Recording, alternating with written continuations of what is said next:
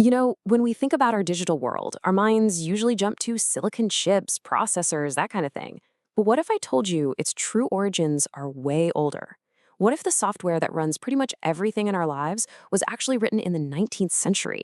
And the hardware, well, that was forged in the fire of 20th century war. Let's trace this code all the way back to its surprising source. Okay, let's go back in time for a second. Remember the turn of the millennium? The whole world was basically holding its breath, completely terrified of the Y2K bug. People thought planes might just fall out of the sky, that the global economy could totally collapse. And as this quote shows, there was a very real fear. Unlikely, sure, but real, that one tiny coding error could accidentally kick off a nuclear war. That whole near disaster was a massive wake-up call. It showed us just how deeply our lives were tangled up in this hidden digital web. And it really made you wonder, how on earth did a few lines of code get so much power over our entire civilization? Well, to answer that, we have to go way, way back.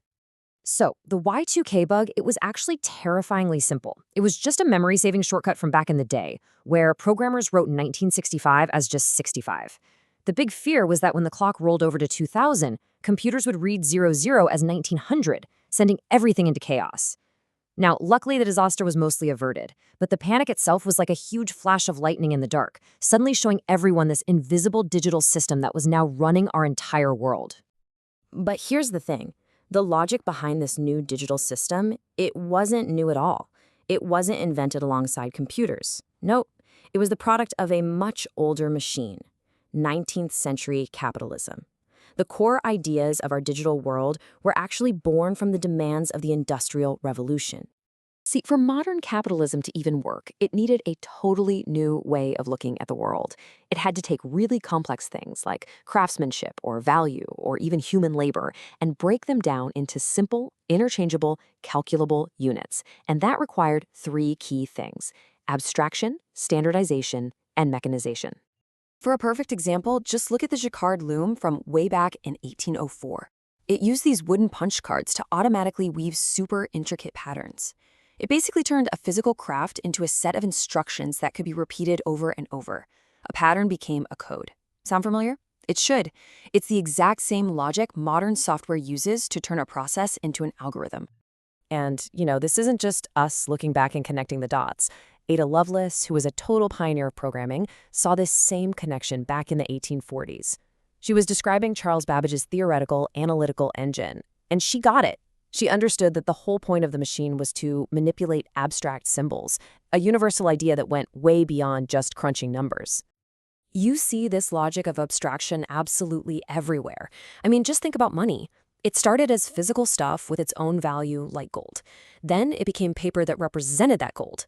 Then it became fiat currency, which is only valuable because a government says it is. And today, for most of us, money is just digital data, pure information zipping through a global network. This process didn't just stop with things, it applied to people too. The old complicated system of social bonds from feudal times was replaced by what's called the cash nexus.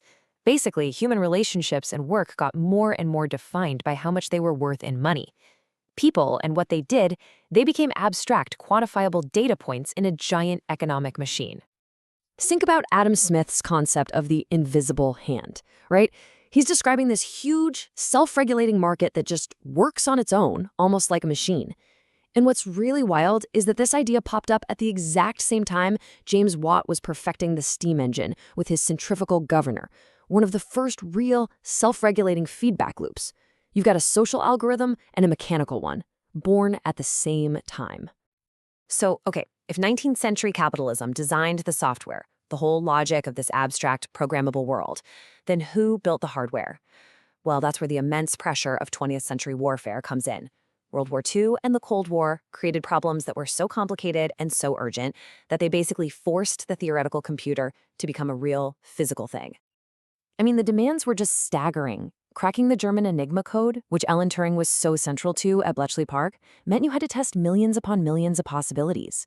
To aim artillery accurately, you needed to calculate firing tables with a speed and precision no human could manage. And the math behind the atomic bomb? It was just flat out unsolvable without a powerful new kind of machine. All this pressure kicked off this incredible burst of innovation. You have Konrad Zeuss's early stuff in Germany, then the massive code-breaking Colossus in Britain, and the ENIAC in the United States. All of these foundational machines of our digital age were born directly out of the war effort.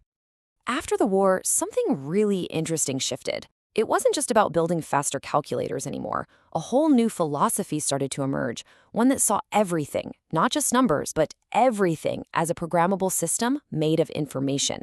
This was the start of the cybernetic age.